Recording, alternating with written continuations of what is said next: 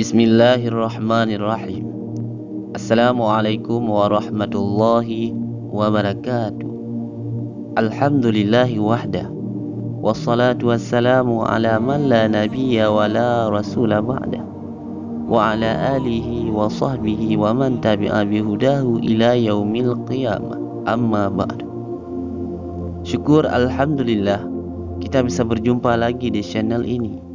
Salawat dan salam selalu dan tetap tercurahkan kepada junjungan kita Nabi besar Muhammad sallallahu alaihi wasallam dan kepada keluarga dan para sahabatnya sekalian. Amin. Allahumma salli wa sallim ala sayyidina Muhammad wa ala ali sayyidina Muhammad. Harapan dan doa saya semoga sahabatku semuanya selalu diberikan kesehatan dan selalu dalam lindungan Allah Subhanahu wa taala, dan dimudahkan rezekinya, dan dipanjangkan umurnya, dan dimudahkan dalam segala urusan oleh Allah Subhanahu wa ta'ala. Amin. Sahabat beriman yang dimuliakan oleh Allah Subhanahu wa ta'ala, di dalam kesempatan ini aku akan menceritakan tentang kisah orang-orang yang menangis atau meraung-raung atas musibah, dan juga pahala terhadap orang yang sabar atas musibahnya. Di dalam Al-Quran Allah Subhanahu wa ta'ala berfirman, kami yang memberikan kehidupan dan kami juga yang mematikan, dan kami juga yang berkuasa atas sekalian alam ini. Nabi Muhammad sallallahu alaihi wasallam bersabda, barang siapa yang menangis atau meraung-raung, ia akan dibangkitkan dari kuburnya dalam keadaan pakaiannya kusut-kusut dan berlumuran minyak, dan dua tangannya di atas kepala sambil berkata, dan segala malaikat pun akan mengatakan amin terhadap perkataannya. Setelah itu ia akan langsung disiksa dan dimasukkan ia ke dalam neraka jahanam. Na'udzubillah. Nabi Muhammad SAW bersabda, tiada suara yang terlebih buruk kepada Allah melainkan dua perkara ini, yaitu barang siapa yang menangis sambil bersuara bergemuruh atau berteriak-teriak, dan juga suara seperti serunai, maka tiada mayit yang disiksa melainkan karena tangisan keluarganya. Apabila seseorang menangis dan menyebut namanya atau sifatnya, maka Malik Zabaniyah sangat marah kepada si mayit itu sambil berkata kepadanya, engkau disebut-sebut oleh waris kamu dengan sifat ini dan itu. Maka si mayit pun berkata, aku ini terlalu dhaif. Maka malaikat pun berkata, kenapa tidak engkau ajarkan semasa hidupmu dahulu dan tidak menyuruhnya kepada tempat yang baik? Sabda Nabi Muhammad SAW, barang siapa yang ditangisi seperti itu, pada hari kiamat ia akan diberikan kepadanya dari pihak kanan dan kirinya dengan neraka, dan ia akan menangisi sambil berteriak seperti keledai dan anjing. Na'udzubillah.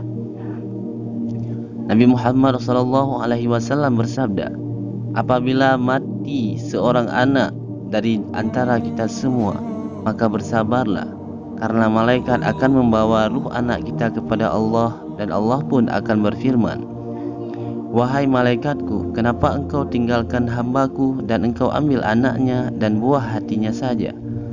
Maka malaikat pun berkata, ya Tuhanku, aku tinggal ia karena ia terlalu sabar atas takdirmu dan syukur atas nikmatmu. Maka Allah pun berkata kepada malaikat Ridwan, buat olehmu akan rumah di dalam syurga di bawah arsy, dan aku namai rumah itu dengan rumah sabar. Nabi Muhammad SAW bersabda, barang siapa sabar atas kematian dua orang anaknya, ia akan diberikan oleh Allah Subhanahu wa ta'ala kepada kita pahalanya, yaitu nur yang sangat luas pada hari kiamat nanti. Dan barang siapa yang sabar dengan kematian tiga orang anaknya, maka akan ditutupkan oleh Allah segala pintu neraka untuknya di akhirat nanti. Dan barang siapa sabar atas demikian itu, maka ia akan dapat melihat zat Allah terlebih dahulu daripada orang lain. Subhanallah. Dan barang siapa sabar atas mandi dan wudhunya, karena sejuk ataupun dingin air untuk mendirikan salatnya, maka Allah Subhanahu wa Ta'ala akan memberikan kebaikan dari setiap bulu yang ada di tubuhnya itu, dan di dalam satu bulunya akan dijadikan oleh Allah Subhanahu wa Ta'ala satu malaikat untuknya yang selalu bertasbih kepadanya hingga hari kiamat nanti.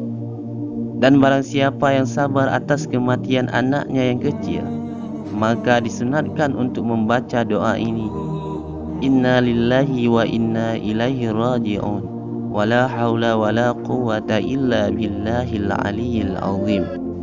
Maka barang siapa yang membaca doa ini, pada hari kiamat anaknya itu akan bersyukur kepadanya sambil membawakan air kepada ayahnya, yaitu air dari telaga Kausar pada saat ayahnya merasa dahaga. Subhanallah. Nabi Muhammad SAW bersabda, saat kebangkitan kita nanti, semua orang akan merasa terlalu lapar dan dahaga. Barang siapa ada baginya anak lagi yang mati saat waktu kecil, maka mereka akan membawa air untuk ibu bapanya hanya kepada orang-orang yang sabar atas kematiannya dahulu.